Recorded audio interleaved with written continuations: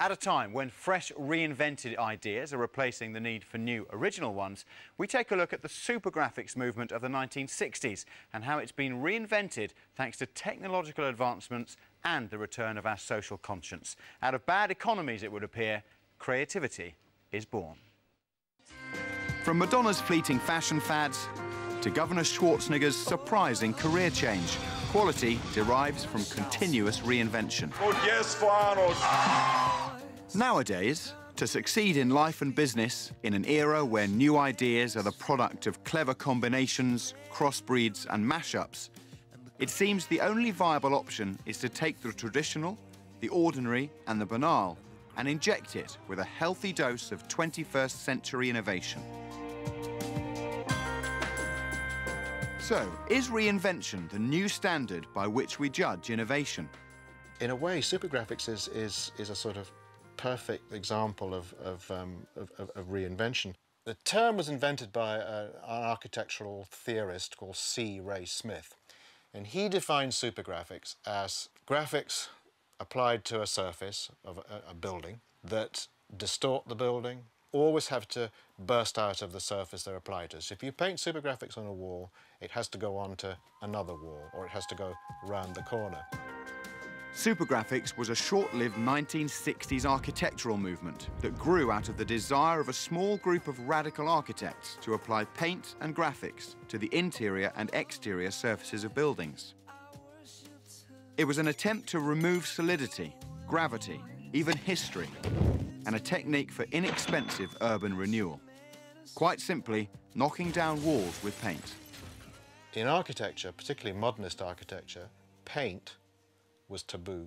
You wouldn't paint it. But these guys came along and they thought, blow that, we're just going to paint over it. You know, why rebuild when you could remodel with paint and graphics? One of the reasons it was formed in the 60s was as a social force, and I see that coming back. What happened with supergraphics was that it kind of lost its theoretical position, and it just became giant lettering on walls and stuff like that.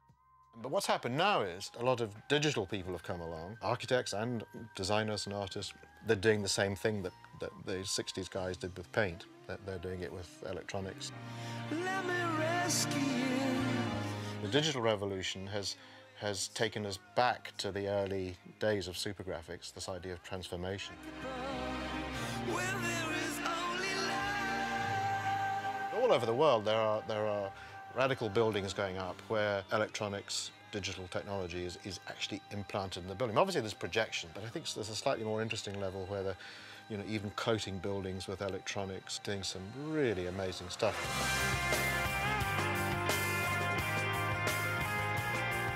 The idea of supergraphics as reinvention is actually very interesting, because that's actually what it was. When it emerged in the 60s, it was an attempt by architects to say, well, we don't have to wait for people to come and commission new buildings.